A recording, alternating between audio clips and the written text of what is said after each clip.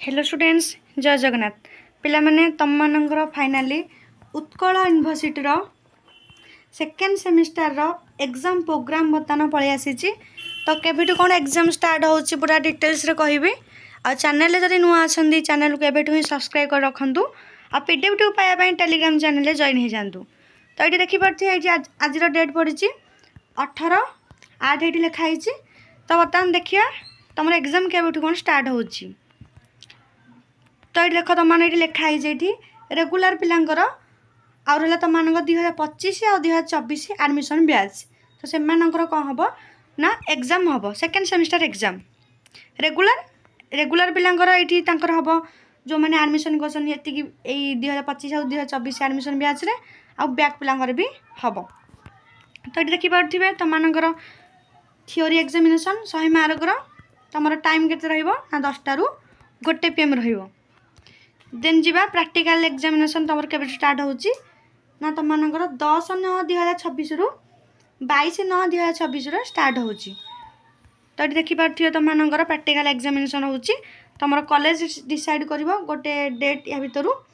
तो से अनुसार तुम प्रैक्टिकल एग्जामिनेशन कंडक्ट करा जिवो। नेक्स्ट देखिए तुम स्टार्ट एग्जाम केबेठु होची ना तुम 2 तारिख रु स्टार्ट होची। तुम सेप्टेम्बर 2 तारिख रु तुम एग्जाम स्टार्ट रोचे। तुम फास्ट पेपर कौन होची ना तुम जो कंपलसरी पेपर जो रही तुम एस इंग्लिश रोचे कम्युनिकेशन इंग्लिश अधिकांश पिलांकर अच्छी। तो ये फास्ट तुम अच्छी 3 तारिख दिन तुम अच्छी 3 तारिख कौन अच्छी ना तुम SCC 1 तुम अच्छी जोटा तुम ये 3 जी जोटा नहीं दिए एग्जाम हम अधिकांश पिला कौन अच्छी ना analytical ability and logical reasoning ये चैप्टरटा अधिकांश अच्छी समस्त। Then organic farming translation skill ये 3टा भर तुम जार जोटा अच्छी यहाँ तुम एग्जाम देव। नेक्स्ट तुम 5 तारिख दिन अच्छी MDC तुम अच्छी देखा तो ये MDC तुम केटा चैप्टर दिखाई। तो पाखापाखि 19टा टॉपिक तुम MDC अच्छी। तो से अनुसार तुम जार जोटा जी नहीं तो सही पेपर तुमने MDC एग्जाम दब। तो यार सिलेक्शन क्वेश्चन आसीज ये जो 19टा अच्छी।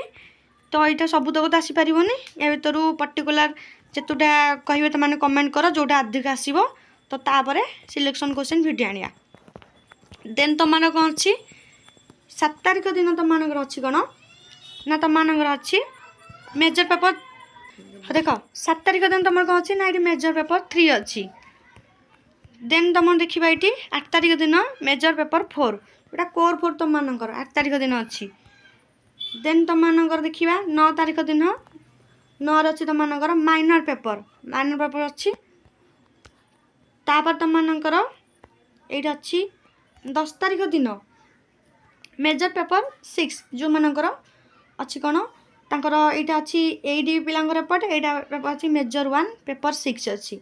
देन 11 तारिख दिन तुम एपटे 8 पिलांकर यहाँ मेजर 1 पेपर 7 अच्छी गोटा फाइनेंशियल मैनेजमेंट आउ डाटा स्प्रेडशीट जो मैंने अच्छी से 11 तारिख दिन हम।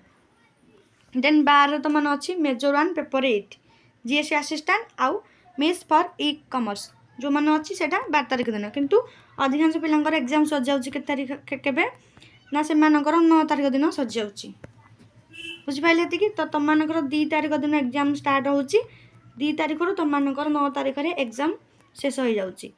तो या भर आम selection question already science provide करुचु।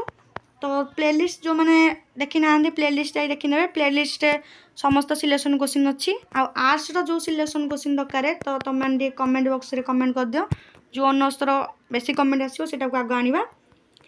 और पीडीएफ पाइबा टेलीग्राम चैनल जॉइन हो जातु और चैनल को सब्सक्राइब कर रखु।